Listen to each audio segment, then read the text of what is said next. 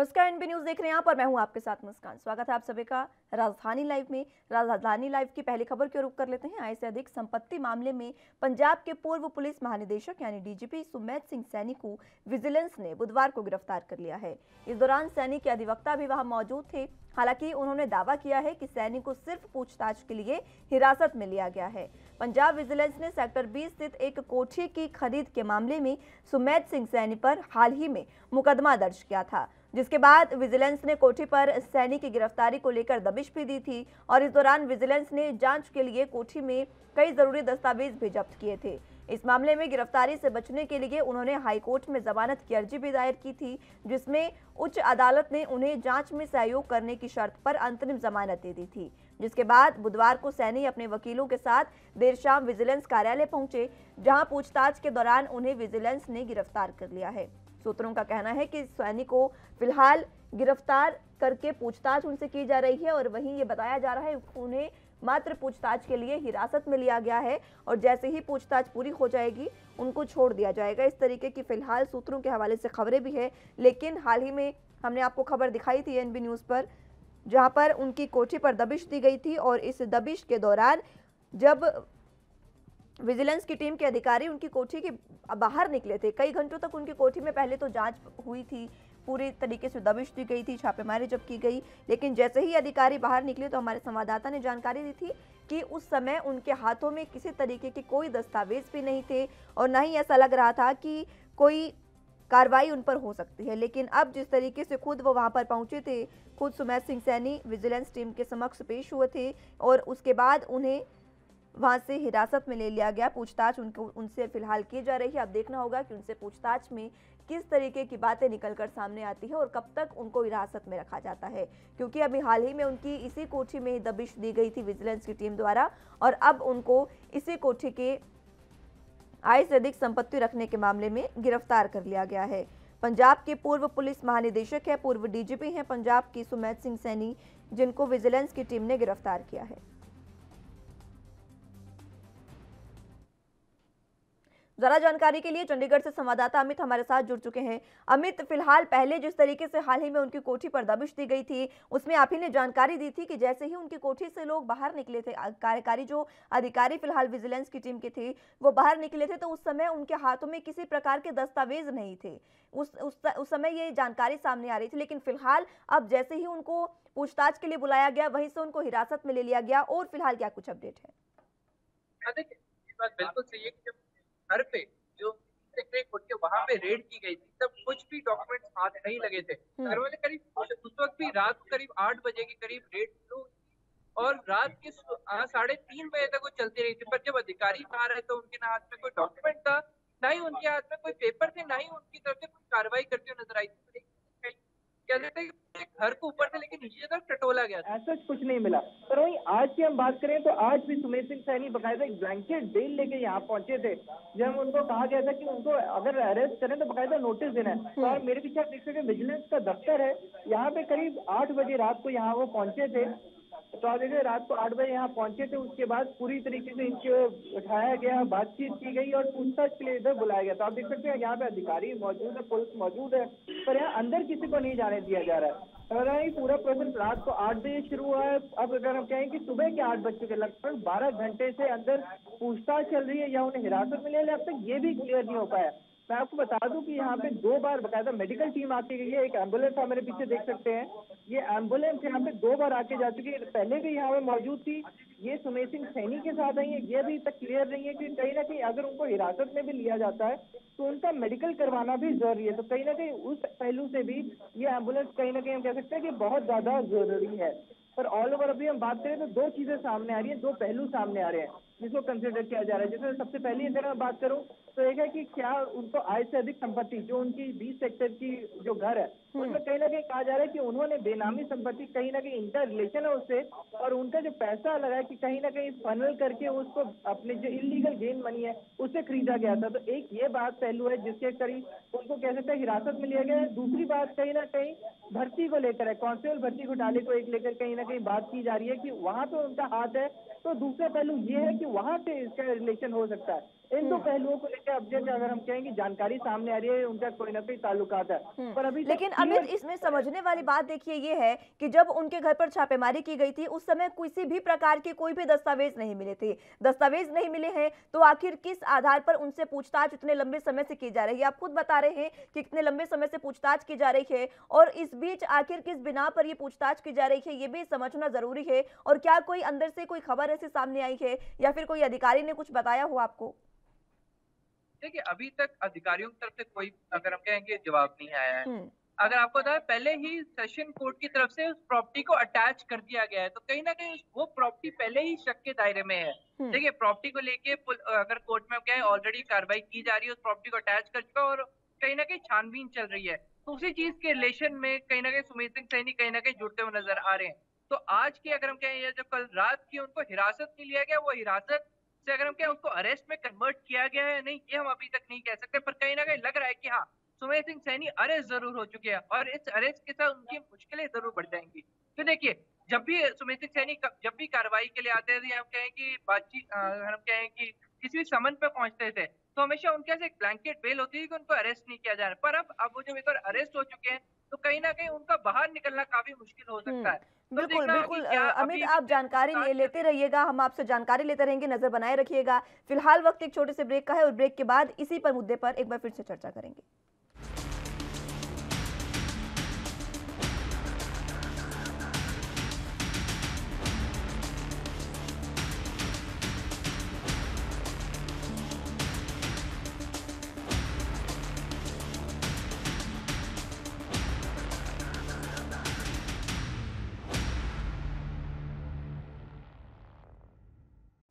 Break के बाद एक बार फिर से स्वागत है आप सभी का। पंजाब में जिस तरीके से पंजाब के पूर्व डीजीपी को अरेस्ट किया गया है, उनसे पूछताछ की जा रही है, इसी पर जरा जानकारी के लिए हमारे संवाददाता अमित कुमार हमारे साथ जुड़े हुए हैं। अमित, फिलहाल ये जो मामला कहां से शुरू हुआ है ये भी विस्तार से बताएं, क्योंकि देखिए आप पूरे समय से वहां पर मौजूद हैं, किस तरीके के हालात फिलहाल हैं और ये मामला कैसे शुरू हुआ ये भी बताएं।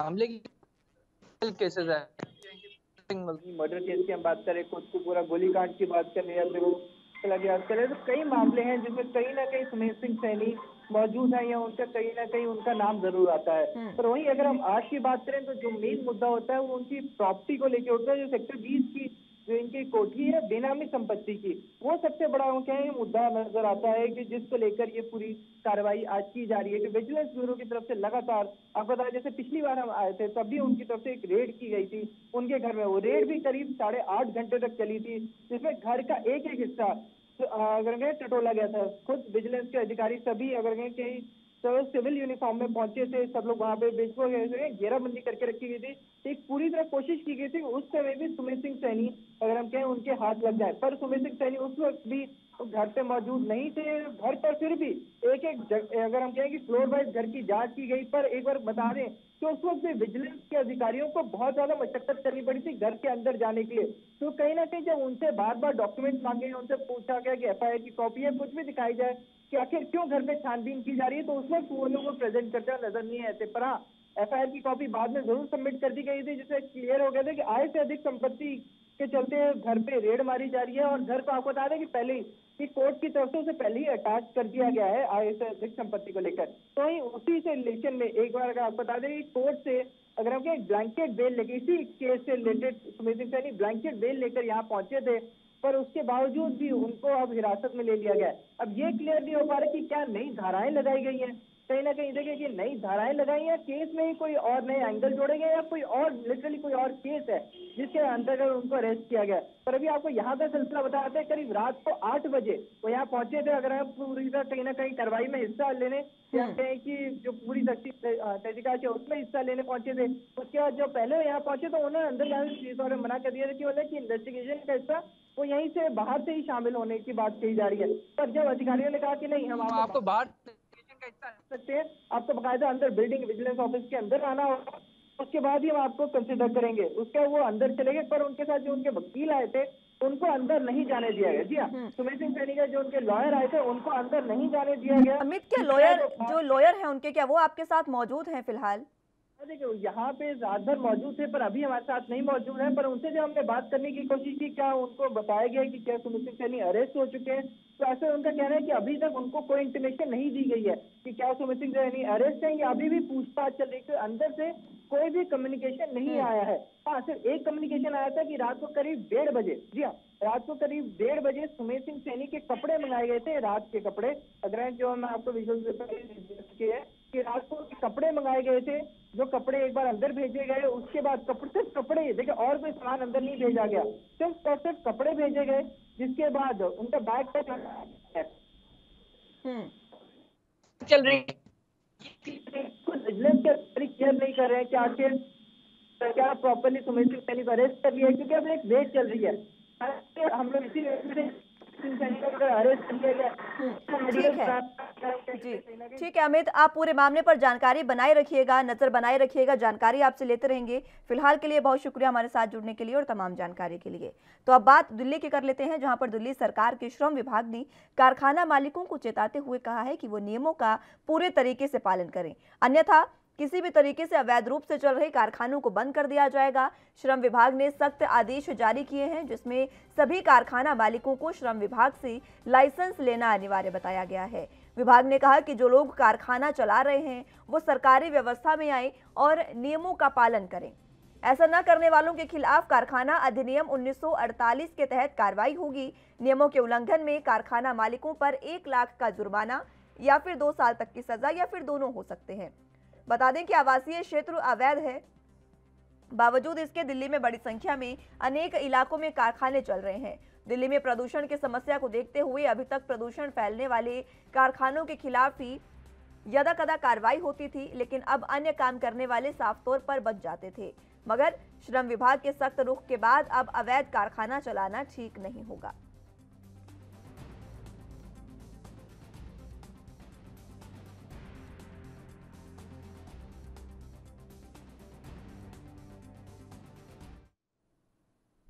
संवाददाता तो इस मुद्दे पर पूरी जानकारी लेने के लिए फिलहाल वक्त एक छोटे से ब्रेक का है, फौरन हाजिर होंगे।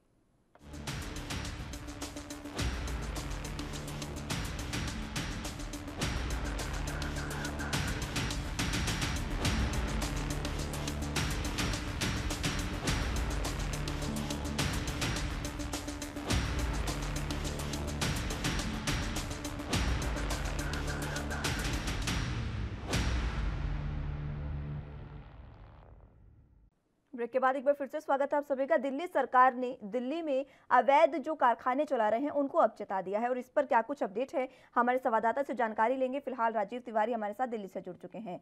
राजीव, फिलहाल संपर्क उनका टूट गया है, उनको एक बार फिर से जोड़ने की कोशिश करेंगे, लेकिन जिस तरीके से कारखानों के ऊपर अब कार्रवाई होनी निश्चित हो गई है, दिल्ली सरकार ने, श्रम विभाग ने कारखाना मालिकों को पूरे तरीके से चेता दिया है। उनका साफ तौर पर कहना है कि वो नियमों का पूरे तरीके से पालन करें, नहीं तो अवैध रूप से चल रहे कारखानों को बंद कर दिया जाएगा। और अब आपको बता दें कि जिस तरीके से दिल्ली में लगातार साल दर साल प्रदूषण बढ़ता जा रहा है, वायु प्रदूषण लगातार बढ़ता है और कारखानों की वजह से जल प्रदूषण भी बढ़ता जा रहा है। यमुना में हमने अभी देखा किस तरीके से वहां पर सफेद झाग उत्पन्न हो गए थे। इस तरीके से जब प्रदूषण बढ़ता जा रहा है तो उसके बाद अब श्रम विभाग ने कारखानों और फैक्ट्रियों पर उनके मालिकों को चेता दिया है और साफ तौर पर उनको कहा है कि अगर आप सरकार के नियमों के अनुसार काम करते हैं तो बहुत अच्छी बात है, नहीं तो अवैध रूप से चल रहे कारखानों को बंद कर दिया जाएगा। श्रम विभाग ने सख्त आदेश जारी किए हैं, जिसमें सभी कारखाना मालिकों को श्रम विभाग से लाइसेंस लेना अनिवार्य बताया गया है। विभाग ने कहा है कि जो भी लोग कारखाना चला रहे हैं वो सरकारी व्यवस्था में आए और नियमों का पालन करें, यानी कि सरकार की जो नीतियां हैं उसी के तहत कारखाना चल सकता है, नहीं तो ये कारखाने बंद कर दिए जाएंगे। नियमों के उल्लंघन में कारखाना मालिकों पर कार्रवाई भी हो सकती है और इस कार्रवाई में 1 लाख रुपए जुर्माना या फिर 2 साल की सजा या फिर दोनों हो सकते हैं। जानकारी के लिए राजीव तिवारी हमारे साथ एक बार फिर से जुड़ चुके हैं। राजीव, अब जिस तरीके से कारखाना मालिकों को चेता दिया गया है, सीधे सीधे प्रदूषण जिस तरीके से लगातार बढ़ता जा रहा है, हमने यमुना में अभी देखा, यमुना नदी में किस तरीके से सफेद झाग आए थे, साल दर साल वायु प्रदूषण बढ़ता जा रहा है। इन्हीं तमाम चीजों को लेकर कारखाना मालिकों को चेताया गया है, क्या कुछ फिलहाल उनको निर्देश दिए गए हैं? देखिए, बिल्कुल बताइए जिस तरीके से लगातार दिल्ली के अंदर जो पॉल्यूशन का स्तर है वो बिल्कुल बढ़ता चला जा रहा है और इसी के मद्देनजर रखते हुए दिल्ली सरकार के श्रम विभाग ने एक गाइडलाइन जारी की गई है जिसके अंदर कहा गया है जिन कारखानों के पास लाइसेंस नहीं है जो अवैध चल रहे हैं और जो रिहायशी एरिया के अंदर चल रहे हैं उनको लाइसेंस लेना जरूरी होगा और जो श्रम विभाग के जो नियम है उनका पालन करना होगा। अगर नियमों का पालन नहीं करते हैं तो उनके ऊपर 1 लाख रुपए का जुर्माना और 2 साल की सजा भी हो सकती है। मगर जो बात करें जिस तरीके से लगातार अवैध तरीके से जो कारखाने चल रहे हैं छोटे छोटे इलाकों के अंदर छोटी छोटी गलियों के अंदर कारखाने चल रहे हैं, चाहे वो बैग बनाने का हो या फिर और चीजों का हो, लगातार इस तरीके के जो कारखाने चल रहे हैं उससे साफ जाहिर है कहीं ना कहीं स्थिति बिगड़ी हुई है और कहीं ना कहीं उसको सुधारने के लिए सरकार को सख्त कदम उठाने होंगे और इसी तरीके से श्रम विभाग की तरफ से अब सख्त कदम उठाया गया है और लगातार ये भी कहा जा रहा है कि जो लोग नियमों का पालन नहीं करेंगे उनके ऊपर सख्ती से कार्रवाई की जाएगी। मगर लगातार जो कारखाने अवैध चल रहे हैं उनके लिए भी कहीं ना कहीं एक मौका दिया गया है कि वो अपने कारखानों को रजिस्ट्रेशन कराए ताकि श्रम विभाग के जो नियम है उनके अंडर में काम कर सकें। जी हम्म राजीव, फिलहाल जानना चाहेंगे आपसे कि जो श्रम विभाग के नियम हैं वो किस तरीके से हैं और कारखाना मालिकों को जो लाइसेंस लेना होगा उसकी क्या कुछ प्रक्रिया रहने वाली है। देखिए, बिल्कुल बताइए जिस तरीके से बात करें श्रम विभाग की तो श्रम विभाग के जो नियम है वो लगातार कहीं ना कहीं इस तरीके के हैं जो रिहायशी एरिया के अंदर का आप कारखाने नहीं चला सकते, छोटी फैक्ट्रियां नहीं चला सकते। मगर जिस तरीके से काम किया जा रहा है क्योंकि हर इलाके के अंदर इस तरीके की छोटी छोटी फैक्ट्रियां अवैध तरीके से चल रही है, ना तो वो नियमों का पालन करती है, ना ही फायर विभाग के नियमों का पालन करते हैं, ना ही उनके पास कोई लाइसेंस होता है। यहाँ तक कि छोटे छोटे बच्चों से भी काम करवाया जाता है। तो कहीं ना कहीं इस तरीके के जो कारखाने या फैक्ट्रियां हैं उनको कहीं या तो बंद किया जाएगा या फिर उनको लाइसेंस के दायरे के अंदर यानी कि श्रम विभाग के अंदर लाइसेंस जो लेना होगा वो भी लेना होगा और जो नियम होंगे यानी कि बच्चों से काम नहीं कराना होगा, नियमों का पालन करना होगा, जीएसटी वगैरह टैक्स वगैरह सारी चीज देनी होगी और यही चीज का फायदा उठाने के लिए चोरी छिपे काम किए जाते हैं और इसी तरीके की छोटी छोटी फैक्ट्रियां जो रिहायशी एरिया के अंदर अभी भी चलती हुई नजर आ रही हैं। तो कहीं ना कहीं जिस तरीके से अब बात करें या पॉल्यूशन की स्तर की तो पॉल्यूशन स्तर जिस तरीके से दिल्ली के अंदर बढ़ रहा है उससे कहीं ना कहीं दिल्ली सरकार की जरूर मुश्किलें बढ़ रही है और दिल्ली सरकार इसीलिए लेकिन राजीव देखिए, समझने वाली बात ये है कि जो अवैध कारखाने चल रहे हैं उसमें अब सरकार उनको वैध करने के लिए उनको एक मौका दे रही है, लेकिन जो अवैध कारखाने चल रहे हैं हमने देखा प्रदूषण किस तरीके से बढ़ा है। सरकार का ये कदम भी हो सकता था कि सरकार सीधे उनको सीज करे या फिर उन पर कार्रवाई करे, क्योंकि जो ये कोई नई बात तो नहीं है कि आपको लाइसेंस लेना है या फिर आपको सरकार के नियमों के अंतर्गत काम करना है। कारखाने जो हैं अगर कोई अवैध चला रहा है तो उसको तमाम चीजों की जानकारी है, इसी वजह से वो अवैध चला रहा है उन चीजों का फायदा उठाने के लिए। देखिए, बिल्कुल सही कहा आपने। यहाँ छोटी छोटी जो जो रिहायशी एरिया के अंदर जो कारखाने या फैक्ट्रियां चलाई जाती हैं वो उनको नियमों का पता होता है और इसीलिए वो चाहे वो एमसीडी के द्वारा हो, दिल्ली पुलिस के द्वारा हो, सेटिंग करके यानी कि हर तरीके से मिली भगत करके तो ही इस तरीके से कारखाने चलाए जाता है। और उनके अंदर एक चीज और देखी जाती है जो लगातार बच्चों से भी काम कराया जाता है कि बाल मजदूरी भी करवाई जाती है, सस्ता पड़ता है यानी कि बड़े लोगों को कहीं ना कहीं मजदूरी जो है वो बहुत ज्यादा देनी पड़ती है और बच्चों से इसी तरीके से पैसे बचाने के लिए इस तरीके से काम करवाए जाते हैं। मगर जो इलाकों के अंदर यानी कि जो रिहायशी एरिया के अंदर जो काम करवाया जाता है वो कहीं ना कहीं इसीलिए करवाया जाता है ताकि रिहायशी एरिया के अंदर सस्ता जुगाड़ मिल जाता है यानी कि रेजिडेंस कम होता है, किराया कम होता है और बिजली का जो नियम होते हैं वो भी कम हो जाते हैं और कहीं ना कहीं नियमों का पालन ना करने की वजह से ही अब दिल्ली सरकार जो है वो सख्ती से पालन करवा रही है और इसीलिए अब छापेमारी भी की जाएगी। जो रिहायशी एरिया के अंदर कारखाने चल रहे हैं या फैक्ट्रियां चल रही हैं उनके ऊपर छापेमारी भी की जाएगी। अगर जुर्माना करना है जुर्माना भी किया जाएगा, 2 साल की सजा देनी है तो सजा भी दी जाएगी। मगर देखना होगा कि छोटे छोटे इलाकों के अंदर जो फैक्ट्रियां चल रही हैं उनके ऊपर कब तक कार्रवाई होगी, क्योंकि अभी तक नियम बनाए गए हैं मगर लगातार नियम होने के बावजूद भी सख्ती से पालन नहीं किया जा रहा है। जी राजीव, नियमों का पालन करने के लिए और सरकार में आने के लिए और इसी के साथ साथ सरकारी नियमों के आने के साथ साथ जिस तरीके से लगातार अब प्रयास किए जा रहे हैं कि तमाम जो अवैध कंपनियां हैं वो लाइसेंस लें, अब ये जो लाइसेंस की प्रक्रिया है क्या इसके लिए कोई समय सीमा निर्धारित की गई है? देखिए, बिल्कुल भाई जिस तरीके से बात करें लाइसेंस की तो लाइसेंस के लिए सरकार लगातार समय समय पे गाइडलाइन निकालती रहती है, यहाँ तक कि ऑनलाइन की प्रक्रिया भी है। मगर लगातार जो लोग जो इसकी अनदेखी करते हैं उनके ऊपर सख्ती से कार्रवाई की जाएगी और यही चीज कहीं ना कहीं पॉल्यूशन का स्तर भी बढ़ाती है, क्योंकि जिस तरीके से बैग वगैरह की बात करें, केमिकल की बात करें या फिर कहें और चीजों की बात करें तो वो कहीं ना कहीं जब पॉल्यूशन का स्तर बढ़ता है तो यमुना का जो जल स्तर है वो भी खराब होता हुआ नजर आता है। लोगों को दूषित पानी भी पीना पड़ता है और इसकी वजह से लोगों की तबीयत भी खराब होती है। है, मगर लगातार जिस तरीके से कार्रवाई होनी चाहिए वो कार्रवाई देखने को नहीं मिलती है, क्योंकि जो फैक्ट्री मालिक है या कारखाने मालिक है वो कहीं ना कहीं दिल्ली पुलिस या फिर कहें निगम के द्वारा कहीं ना कहीं सेटिंग करके या फिर कहें खाना पूर्ति करके जो थोड़े बहुत पैसे जो होते हैं वो मिली भगत करके खाने के साथ साथ कहीं ना कहीं जो इस तरीके की नियमों की अनदेखना की जाती है और लगातार इस तरीके के कारखाने जो हैं वो दिल्ली के हर इलाके के अंदर चल रहे हैं। और अब यही देखना होगा कि चीज श्रम सरकार विभाग कब को भी तक पता इनको है जी। सरकारी नियमों के अंतर्गत लेकर आती है। बहुत शुक्रिया राजीव हमारे साथ जुड़ने के लिए और तमाम जानकारी के लिए। फिलहाल वक्त एक छोटे से ब्रेक का है, फौरन हाजिर होंगे।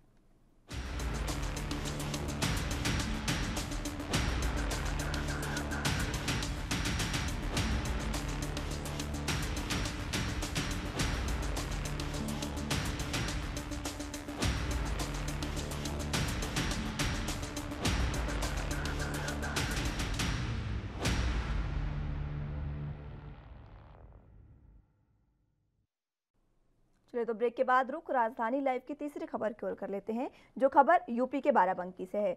बाराबंकी में कल जन आशीर्वाद यात्रा का दूसरा दिन रहा और इस दूसरे दिन में यात्रा का नेतृत्व कर रही केंद्र सरकार में आवास और शहरी विकास राज्य मंत्री कौशल किशोर दूसरे दिन भी विपक्ष पर हमलावर रहे और सपा बसपा और कांग्रेस पर जमकर निशाना साधा। उन्होंने कहा कि 2022 में विधानसभा चुनाव में बीजेपी और ज्यादा सीटों के साथ सरकार बनाएगी, जबकि सपा बसपा और कांग्रेस को पिछली बार में ज्यादा नुकसान होगा और वो हमारे सामने टिक भी नहीं पाएंगे।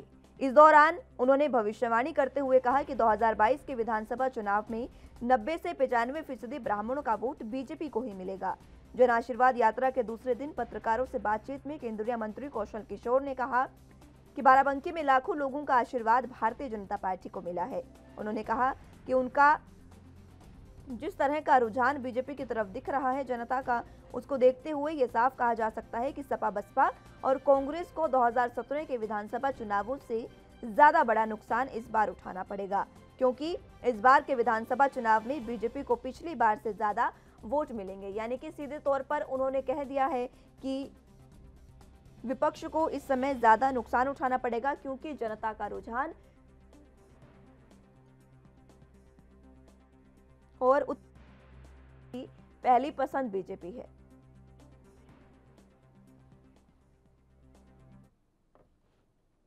इस पर चर्चा के लिए हमारे साथ उत्तर प्रदेश से ब्यूरो चीफ प्रदीप आनंद श्रीवास्तव जुड़ चुके हैं। प्रदीप जी, अब जिस तरीके से बीजेपी लगातार हम लगातार देखते आते हैं कि आरोप प्रत्यारोप तो चलते ही हैं, लेकिन अब दावा भी बड़ा कर दिया है और विपक्ष को उन्होंने कहा है कि हमारे सामने टिक भी नहीं पाएंगे, क्योंकि 2017 के चुनावों से ज्यादा इस बार सीटें बीजेपी को मिलने वाली है। जनता का क्या रुझान है इस पर? देखिए मुस्कान, अगर हम बात करें दावों की, तो दावे हमेशा खोखले साबित होते हैं। अगर हम दावों पर गौर करें तो पिछले कार्यकाल में मुख्यमंत्री अखिलेश यादव ने अपने आप को फिर से दोबारा उत्तर प्रदेश में लाने की बात कही थी, लेकिन हुआ क्या, नतीजा सिफर रहा। तो अभी दावों पर ना जाएं। कौशल चूंकि अभी नए नए मंत्रिमंडल में शामिल हुए हैं, तो जाहिर सी बात है कि इनको बोलने की जो है एक लत है वो लगी हुई है। इसको हम अतिशयोक्ति कह सकते हैं।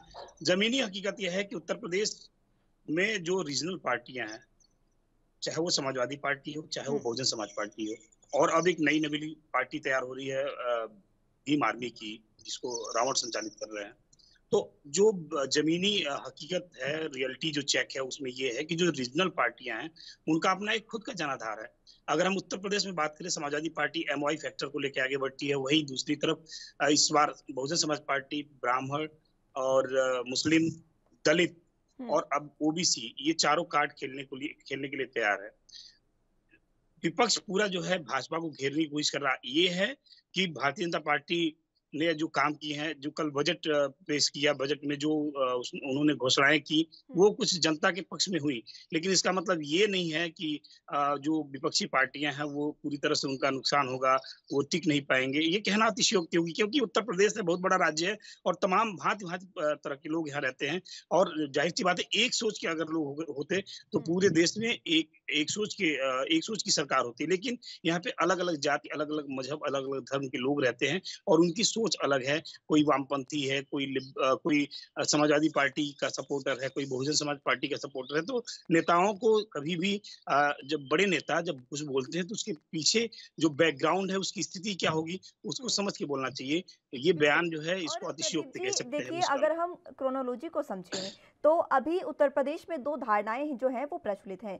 सबसे पहली धारणा अगर हम इसको कह सकते हैं कि अगर कोई भी सरकार है 5 सालों से ज्यादा नहीं टिके। हमने पिछले समय में देखा है, पिछले चुनावों में हर बार सत्ता परिवर्तन हर विधानसभा चुनावों में होता है।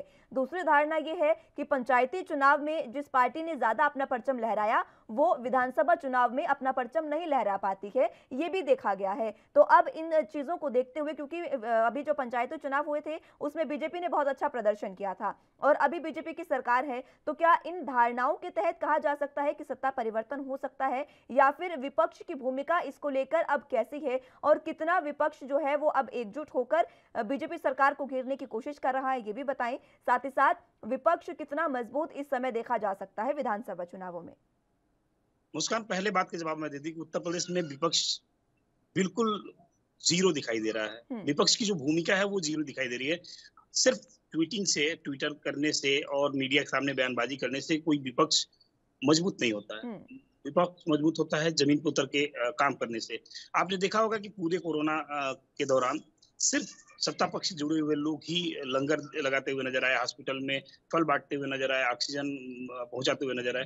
जो विपक्ष था वो पूरी तरह से घर में आइसोलेट था, पहली बात। दूसरी बात ये कि अगर हम मजबूती की बात करें तो देखिए, मैंने बताया कि उत्तर प्रदेश में जनाधार है विपक्षी पार्टियों का, लेकिन उसको संकलित करके उसको लेकर आगे बढ़ने वाले व्यक्तित्व की कमी है। कहीं ना कहीं से जो यूथ है, यूथ के बाद जो मिडिल, जिसको हम 40 से 45 वर्ष की उम्र के आसपास के लोगों की अगर राय को बताएं तो अखिलेश यादव जो समाजवादी पार्टी के मुखिया हैं, उनसे उनका मोह भंग हो चुका है। अगर मुलायम सिंह यादव दोबारा आते हैं तो निश्चित रूप से फुल मैंडेट के साथ एक बार फिर से समाजवादी पार्टी आ सकती है। लेकिन यहाँ पर अखिलेश यादव को बहुत सारे ऐसे लोग हैं जो नहीं पसंद करते हैं, क्योंकि उसी में से जो दूसरा खेमा वो शिवपाल यादव को चाहता है, और शिवपाल यादव और अखिलेश यादव में हमेशा 36 का आंकड़ा रहा है। जब से अमर सिंह का प्रकरण हुआ ये पूरा देश जानता है।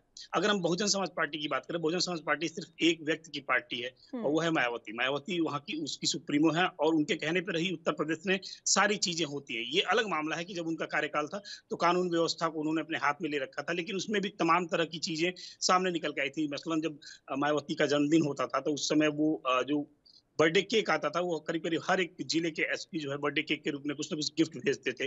तो ये चीजें भी किसी छुपी नहीं होती थी। तो विपक्ष की जो भूमिका है उत्तर प्रदेश में मजबूत नहीं है, और किसी भी लोकतंत्र के लिए विपक्ष का मजबूत ना होना दुर्भाग्य का कारण है। अगर एक पार्टी निश्चित रूप से अगर राज करती है, सत्ता में है, तो उसका जो विपक्ष है वो इतना मजबूत होना चाहिए कि कम से कम चुनाव तक जो सत्ताधारी दल है उसकी स्थिति बहुत ही खराब हो जाए। इससे दो फायदा होगा। एक तो प्रदेश की जो जनता है उस जनता को डर, मतलब जो सत्ता पक्ष के जो भी अधिकारी हैं या फिर जो भी मंत्रीगण हैं उनको डर रहेगा कि विपक्ष अभी घेरने की कोशिश करेगा।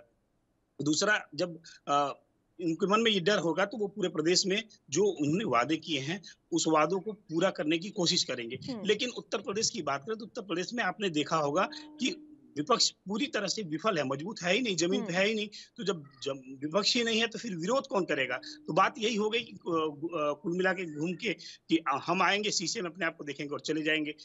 राजनीति इससे नहीं होती है। अभी भी विपक्ष को जागना होगा मजबूती के साथ। अभी समय है, लड़ना होगा, तब शायद जो इस समय वर्तमान में सत्ताधारी दल है उसका मुकाबला विपक्ष कर पाए। मुस्कान, बिल्कुल। और प्रदीप जी देखिए, अभी ओवैसी ने भी ऐलान किया है उत्तर प्रदेश में चुनाव लड़ने का, आम आदमी पार्टी ने भी चुनाव लड़ने का ऐलान किया है। हालांकि नई पार्टियां हैं, लेकिन क्या ये विपक्ष बीजेपी सरकार को किसी तरीके की टक्कर दे सकती हैं? टक्कर नहीं तो कहा जा सकता है कि कुछ उनका जो वोट बैंक है वो तोड़ा जा सके। क्या ऐसे कोई समीकरण बन रहे हैं? देखिए, अगर हम समीकरण की बात करें तो जो ओवैसी की पार्टी है वो मुस्लिम लीग, मतलब मुस्लिम जो मुस्लिम जातियां हैं उसकी बेस पार्टी है। तो इसके अलावा ओम प्रकाश राजभर को भी आपने देखा होगा कि कभी इस पाले में कभी उस पाले में है। अभी वो अपनी रणनीति बना रहे हैं कि वो भाजपा की तरफ जाएंगे, क्योंकि देखिए उत्तर प्रदेश में तो विकास का कोई मतलब ही नहीं है। यहाँ पर तो सीधी सीधी बात यह है कि जहाँ फायदा हो रहा है हम वहीं जाएंगे। ओम प्रकाश राजभर की बात करें, ओम प्रकाश राजभर ने पिछले 2.5 वर्षों में इसी सत्ता पक्ष को अपशब्द कहे, हर एक अपने मीडिया वाइट में गलत बताया, रावण बताया। लेकिन कुछ दिन पहले जो है स्वतंत्र देव सिंह से जाके ओम प्रकाश राजभर मिले थे। तो वैसे जो ओवैसी है मुस्लिम पार्टी है, अब जो मुस्लिम समुदाय को लेकर वो साधने की कोशिश करेगी तो जाहिर सी बात है वहां पे नुकसान किसका होगा?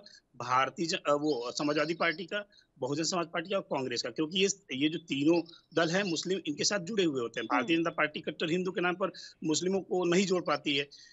लेकिन अगर ये तीनों दल हैं, मुस्लिम और यादव का फैक्टर लेके चलने वाले जो दल हैं, यहाँ पर मुस्लिमों का जो है जो रुझान होगा अगर ओवैसी की तरफ होता है तो यहाँ पर नुकसान भारतीय जनता पार्टी को नहीं होने जा रहा है। यहाँ पे नुकसान समाजवादी पार्टी और अन्य विपक्षी पार्टियों को होगा। अगर ओम प्रकाश राजभर की बात करें, अगर ओम प्रकाश राजभर के कुछ लोग टूट कर भारतीय जनता पार्टी के साथ जुड़ते हैं तो भारतीय जनता पार्टी के लिए प्लस होगा। लेकिन अगर ओम प्रकाश राजभर का पूरा दल अलग चुनाव लड़ता है तो वहां भी नुकसान विपक्षी पार्टियों को ही होगा। समाजवादी वो भारतीय जनता पार्टी को इसका यानी नुकसान कि कहीं से नहीं बीजेपी होता हुआ जो दिखाई दे दावा रहा है। करते नजर आ रही है वहां पर, वो कहीं ना कहीं सच इसलिए साबित होगा कि विपक्ष की भूमिका बहुत ज्यादा कमजोर है वहां पर। अगर विपक्ष मजबूत अभी भी होता है, अभी भी समय है, अगर विपक्ष मजबूत होता है तो कहीं ना कहीं अगर सत्ता नहीं बना पाता है तो कहीं ना कहीं बीजेपी को टक्कर जरूर मिल सकती है। बहुत शुक्रिया प्रदीप जी हमारे साथ जुड़ने के लिए और तमाम जानकारी के लिए। तो अब अगली खबर की ओर रुख कर लेते हैं जो मध्य प्रदेश के भोपाल से है। सरकारी विभागों में रिक्त पदों पर लंबे समय से जो बेरोजगार लोग घूम रहे हैं वो अब रोजगार के लिए सड़कों पर उतरे हैं और सड़कों पर उतरने के बाद उनको रोजगार तो नहीं मिला लेकिन प्रशासन की लाठियां जरूर मिली है। आपको बता दें कि सरकारी विभागों में रिक्त पदों पर लंबे समय से भर्तियां नहीं होने के कारण बुधवार को भोपाल में प्रदर्शन करने आए बेरोजगारों को रोजगार के बदले लाठियां मिली हैं। प्रदर्शन से पहले ही पुलिस ने कई युवाओं को खदेड़ दिया और युवाओं का दावा है कि इसमें 24 से ज्यादा युवक घायल हो गए हैं। आरोप है कि पुलिस ने जबरदस्ती एक वैन में बैठाया और भोपाल से करीब 25 किलोमीटर दूर हमें छोड़ाई। दोपहर करीब 1:30 बजे के समय वो शहर से बाहर ही मिले हैं और एमपी के बेरोजगार युवाओं की साझा मंच मूवमेंट अगेंस्ट अनएम्प्लॉयमेंट ने 18 अगस्त को प्रदेश भर के युवाओं को भोपाल में एकजुट होने का आह्वान किया था। इसके चलते बुधवार सुबह से ही कई युवा रोशनपुरा चौराहे पर जुटने लगे थे, लेकिन पुलिस ने यहां पर चारों ओर से बैरिकेडिंग कर रखी थी, इसलिए संगठन ने लोकेशन बदली और इसके बाद वो नीलम पार्क में पहुंचने लगे, लेकिन आगे जाने से रोक दिया गया और लाठियां उन पर बरसाई गई। रोजगार के लिए प्रदर्शन संगठन के पदाधिकारियों का कहना है कि मध्य प्रदेश में पिछले कई सालों से कोई भी सरकारी भर्तियां नहीं निकाली गई हैं, जिसके कारण योग्य उम्मीदवार ओवर एज होकर परीक्षा से बाहर हो रहे हैं। यहां तक कि विभागों में तमाम पद खाली पड़े हुए हैं और लगातार सरकारी कर्मचारियों के रिटायर होने से निरंतर पद खाली होते जा रहे हैं।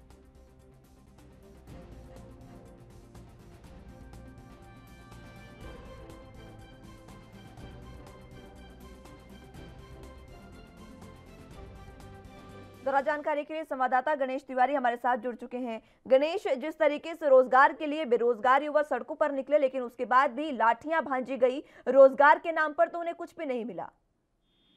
देखिए मुस्कान, अगर बात करें तो मध्य प्रदेश में जो सरकारी पद है वो काफी सालों से अभी भी रिक्त पड़े हैं। ऐसे में अब जो रिक्त पद हैं उनको लेकर हालांकि लगातार जो है मांग उठती रही है और जो युवा है जो अभी भी बेरोजगार बैठे हैं या फिर घरों में बैठे हैं उनकी लगातार इन रिक्त पदों पर जो सरकारी विभागों में अलग अलग विभागों में जो पद खाली है उनको भरने के लिए लगातार जो है इन युवाओं द्वारा मांग चल रही थी, जिसको लेकर हालांकि अब जो है एक रणनीति के तहत जो है कई युवा मध्य प्रदेश की राजधानी भोपाल में इकट्ठा हुए थे, जहां पर अगर बात करें तो प्रदेश के अलग अलग हिस्सों से अलग अलग क्षेत्रों से कई जो युवा साथी थे वो वहां पर पहुंचे थे और अपना विरोध जताने पहुंचे थे। हालांकि इसमें कई चयनित शिक्षिकाएं भी इससे पहले मुख्यमंत्री शिवराज सिंह चौहान को राखी भेंट करने पहुंची थी और क्योंकि उनका चयनित तो हो चुका है लेकिन अभी तक उन्हें कोई चयनित का प्रमाण पत्र नहीं मिला है। ऐसे में अब उसके साथ ही जो युवा बेरोजगार साथी हैं वो भी पहुंचे थे और जो युवा साथी हैं उनका साफ तौर पर कहना है ऐसे कई पद जो है कई विभागों में, चाहे वो पुलिस विभाग के हो, जहाँ पुलिस विभाग की बात करें तो 22,000 से ज्यादा पद अभी भी खाली है, शिक्षा विभाग के हो तो 90,000 से ज्यादा पद अभी भी खाली है, वन विभाग के 14,000 से ज्यादा पद खाली है।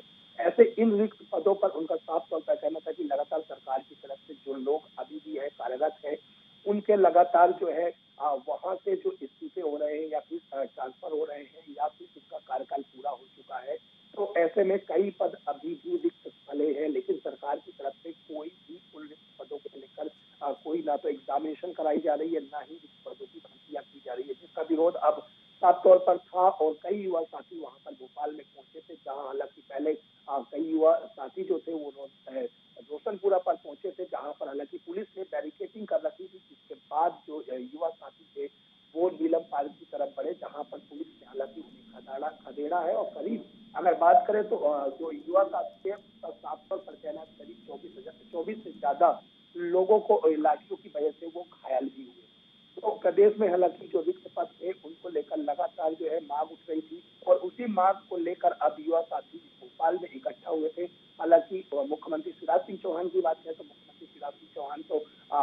केंद्रीय मंत्री ज्योतिरादित्य सिंधिया की जो जन आशीर्वाद यात्रा है उसमें व्यस्त है, तो भोपाल में तो वो उनसे मुलाकात नहीं हो पाई, लेकिन पुलिस ने जरूर उन्हें बैरिकेडिंग करके रोक कर और पुलिस ने लाठियां जरूर बांधी है। और कई गणेश, समझने वाली बात ये है कि देखिए इतने लंबे समय से इतने पद जिस तरीके से आपने बताया खाली हैं, इतने ज्यादा पद खाली होने के बाद भी आखिर क्यों सरकारी भर्तियां नहीं निकाली गई है। और युवाओं की भी देखिए जो चिंता है वो वाकई सही है, क्योंकि वो अब उनका कहना है कि वो ओवर एज होते जा रहे हैं, पिछले लंबे समय से भर्तियां नहीं निकाली गई हैं, इस वजह से वो ओवर एज होकर परीक्षा से बाहर होते जा रहे हैं। तो इस तरीके से तो लगातार जो बेरोजगारी है वो बढ़ती जाएगी। आखिर क्यों सरकारी जो भर्तियां हैं वो नहीं निकाली जा रही हैं?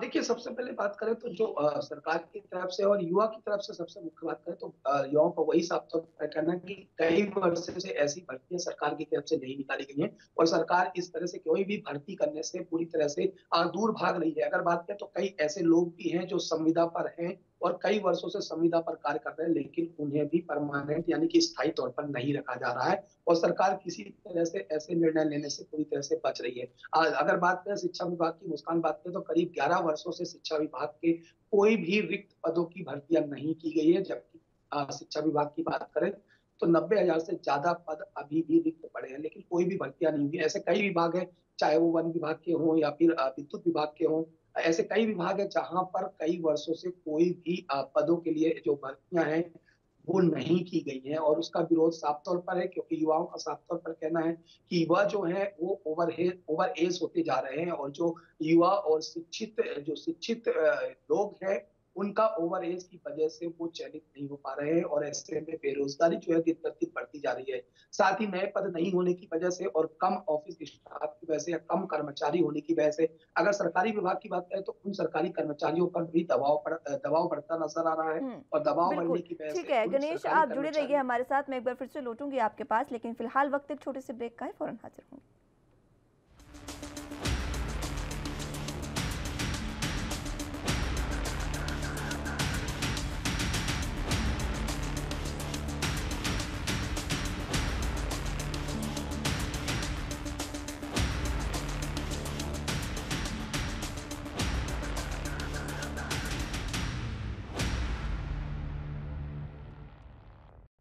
ब्रेक के बाद एक बार फिर से स्वागत है आप सभी का। संवाददाता गणेश तिवारी इंदौर से हमारे साथ जुड़े हुए हैं।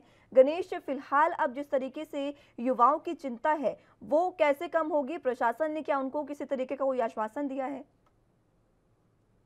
देखिए, अभी अगर बात करें पूर्व की बात करें तो मुख्यमंत्री शिवराज सिंह चौहान जरूर आश्वासन देते नजर आए, लेकिन युवाओं का साफ तौर पर कहना है कि ऐसे आश्वासन कई वर्षों से उन्हें मिलते आए हैं। साथ ही बात करें मुस्कान, तो जो चयनित शिक्षक थे, शिक्षिकाएं थी, उनका भी आज से 2 वर्ष पहले जो है उनका 3 वर्ष पहले जो है वो शिक्षकों का नियुक्ति हुई थी, लेकिन अभी तक नियुक्ति के जो प्रमाण पत्र है, नियुक्ति लेटर है, वो नहीं जारी किए गए हैं। तो हालांकि आश्वासन जरूर मिल रहे हैं, लेकिन वो आश्वासन पूरे नहीं हो रहे हैं, जिसके विरोध में हालांकि अब जो शिक्षक जो युवा बेरोजगार जो लोग थे, जो इनका संगठन था, वो मैदान पर उतरा और मैदान पर उतरने के बाद हालांकि पुलिस के बीच और उनके बीच जरूर नोक-झोंक हुई और जिसकी वजह से पुलिस ने बैरिकेडिंग करते हुए उनको खदेड़ा भी है और जहां पर जो युवा है उनका साफ तौर पर कहना है, यह भी कहना है कि उन्हें एक वैन में बैठाकर करीब 25 किलोमीटर दूर ले जाकर एक जंगल में छोड़ दिया गया।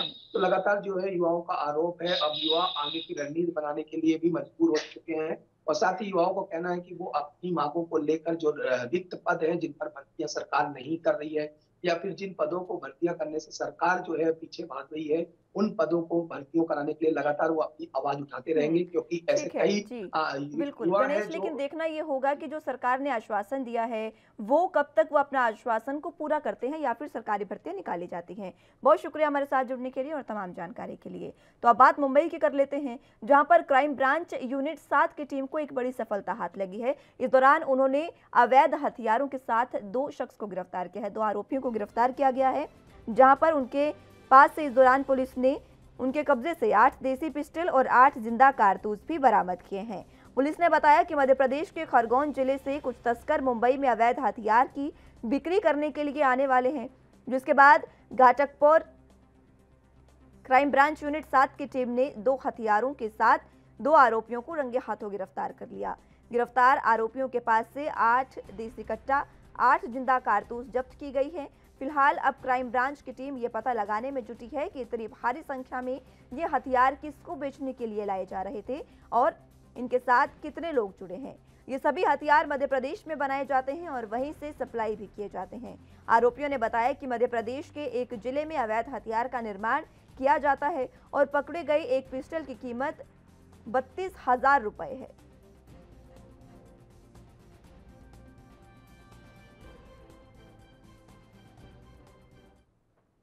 ज्यादा जानकारी के लिए संवाददाता सत्यप्रकाश सोनी मुंबई से हमारे साथ जुड़ चुके हैं। सत्यप्रकाश, अब जिस तरीके से एक मुंबई की जो क्राइम ब्रांच है उसको बड़ी सफलता हाथ लगी है और उन्होंने काफी बड़ा जखीरा कह सकते हैं इसको बरामद किया है, क्या कुछ इसमें अपडेट फिलहाल?